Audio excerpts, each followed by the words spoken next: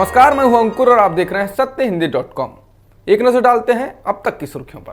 Congress party में चुनाव कराने को लेकर चिट्ठी लिख चुके 23 नेताओं में से एक गुलाम नबी आजाद ने कहा कि अगर पार्टी को मजबूत करना है तो हर स्तर पर चुनाव होने चाहिए। इसके साथ ही उन्होंने ANI को दिए इंटरव्यू में कहा कि अगर मेरी पार्टी को 50 साल विपक्ष में बैठना है तो फिर चुनाव की कोई जरूरत नहीं है। गुलाम नबी आज़ाद ने कहा कि जिन लोगों को कुछ नहीं मालूम है, जिन्हें अपॉइंटमेंट वाला कार्ड मिल गया है, वो चुनाव कराने का विरोध करते हैं। उन्होंने कहा कि अगर पार्टी में चुनाव होगा तो पार्टी मजबूत होगी और इसका फायदा उन लोगों को होगा जो प्रधानमंत्री बनना चाहते हैं, जिनको पार्टी अध्यक्ष बनना है। अंग्रेजी अखबार हिंदुस्तान टाइम्स को दिए इंटरव्यू में कांग्रेस के वरिष्ठ नेता कपिल सिब्बल ने कहा कि कांग्रेस पार्टी को 24x7 यानी 7 दिन 24 घंटे वाला नेतृत्व चाहिए। सिब्बल ने यह भी कहा कि कांग्रेस पार्टी इस समय ऐतिहासिक रूप से निचले स्तर पर है। इसके साथ ही सिब्बल ने कहा कि अगर लोगों के पास वो पत्र है तो वे जान जाएंगे कि पत्र में गांधी परिवार या किसी को कम करके नहीं दिखाया गया है। दरअसल हमने अभी तक कांग्रेस नेतृत्व के काम की सराहना की है। सुप्रीम कोर्ट ने शुक्रवार को अपने एक अहम फैसले में कहा कि छात्र बिना अंतिम वर्ष की परीक्षा दिए प्रमोट नहीं किए जा सकते हैं। सुप्रीम कोर्ट ने अपने फैसले में 6 जुलाई को UGC के सर्कुलर के निर्देशों को बरकरार रखा है, जिनमें यूनिवर्सिटीज से अंतिम वर्ष की परीक्षाएं आयोजित कराने को कहा गया है। कोर्ट ने कहा कि छात्रों को अगले साल प्रमोट करने के लिए राज्यों को परीक्षाएं करानी चाहिए। सुप्रीम कोर्ट ने बिहार चुनाव को कोरोना संकट के कारण आगे टालने की मांग करने वाली याचिका को खारिज कर दिया है। जस्टिस अशोक भूषण की अध्यक्षता वाली बेंच ने कहा कि वो उस फैसले को चुनाव आयोग पर छोड़ते हैं।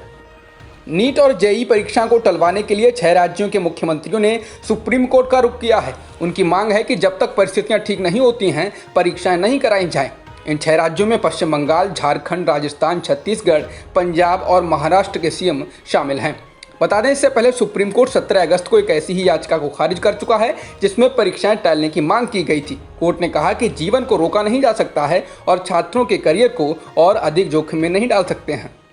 नीट JEE परीक्षाओं को टालने के अभियान में BJP सांसद सुब्रमण्यम स्वामी लगातार आवाज उठा रहे हैं। अपने ताज़ा ट्वीट में सुब्रमण्यम स्वामी ने लिखा कि नीट JEE के मामले में आज छात्र छात्राएं द्रौपदी की तरह अपमानित हैं, मुख्यमंत्री कृष्ण की भूमिका में हैं। अपने पूरे छात्र जीवन और फिर 60 साल तक प्रोफेसर रहने के बाद मैं कह सकता हूं कि शेड्यूल में कुछ गलत है। मुझे लग रहा है कि मैं विदुर हूं। बॉम्बे हाईकोर्ट की नागपुर बेंच ने PM केयर्स फंड के लेन देन की जानकारी सार्वजनिक करने की मांग वाली याचिका को रद्द कर दिया है। इसके साथ ही याचिका को खारिज करते हुए कोर्ट ने कहा कि फंड में दान देना स्वैच्छिक है, लिहाजा इसमें दान करना किसी के लिए अनिवार्य नहीं है। पीठ ने कहा कि अगर किसी व्यक्ति को दान किए जाने वाले अपने पैसों के इस्तेमाल को लेकर कोई संदेह है तो उसके ऊपर है कि वह कोष में दान ना दे।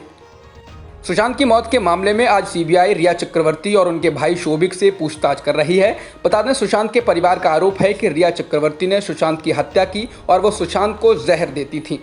इसे रिया और उसके सहयोगियों को गिरफ्तार किया जाना चाहिए। पाकिस्तान ने भारतीय नागरिक कुलभूषण जाधव को भारतीय वकील देने की मांग को खारिज कर दिया है। पाकिस्तान ने गुरुवार को कहा कि देश की अदालत में भारतीय कैदी कुलभूषण जाधव का प्रतिनिधित्व करने के लिए किसी भारतीय वकील को अनुमति देना कानूनी रूप से हमारे लिए संभव नहीं है। पाकिस्तान विदेश कार्यालय के प्रवक्ता जाहिद हफीज चौधरी ने कहा कि केवल वे वकील ही अदालत में जाधव का प्रतिनिधित्व कर सकते हैं जिनके पास पाकिस्तान में वकालत करने का लाइसेंस है।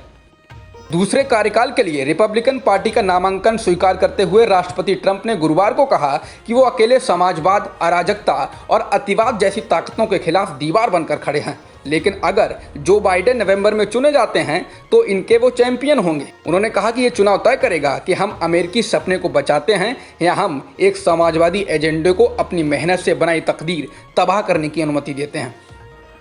राष्ट्रपति ट्रंप के भाषण के बाद प्रतिद्वंदी जो बाइडेन ने एक ट्वीट किया जिसमें उन्होंने लिखा, जब डोनाल्ड ट्रंप ने आज रात को कहा कि आप जो बाइडेन के अमेरिका में सुरक्षित नहीं रहेंगे तो अपने आसपास देखिए और खुद से पूछिए डोनाल्ड ट्रंप के अमेरिका में आप कितना सुरक्षित महसूस करते हैं।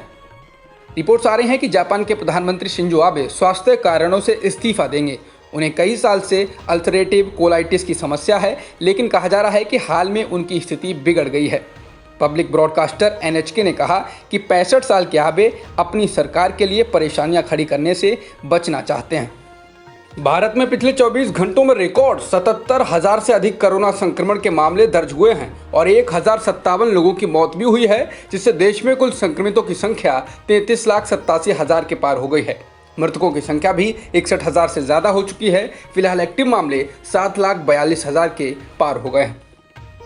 भारत में पिछले एक दिन में 9 लाख के पार टेस्ट किए गए हैं, जिससे कुल टेस्टिंग की संख्या देश में 3,94,00,000 के पार हो गई। भारत में लगातार टेस्टिंग पर जोर दिया जा रहा है। जॉन्स हॉपकिंस यूनिवर्सिटी के मुताबिक दुनिया में कोरोना संक्रमितों का आंकड़ा 2,43,00,000 से ज्यादा हो गया है और मृतकों की संख्या भी 8,30,000 के पार हो गई है। फिलहाल 1,70,00,000 से अधिक लोग ठीक होकर घर भी जा चुके हैं। जॉन्स हॉपकिंस यूनिवर्सिटी के अनुसार अमेरिका में कोरोना संक्रमितों की संख्या 58,66,000 के पार हो गई है और मृतकों की संख्या भी 1,80,000 से ज्यादा हो चुकी है। वहीं ब्राजील में भी संक्रमितों का आंकड़ा 37,61,000 के पार हो गया और कोरोना से मरने वालों की संख्या भी 1,18,000 से ज्यादा हो चुकी है। अब तक की खबरों में इतना ही। बाकी खबरों के लिए बने रहिए सत्यहिंदी.com के साथ।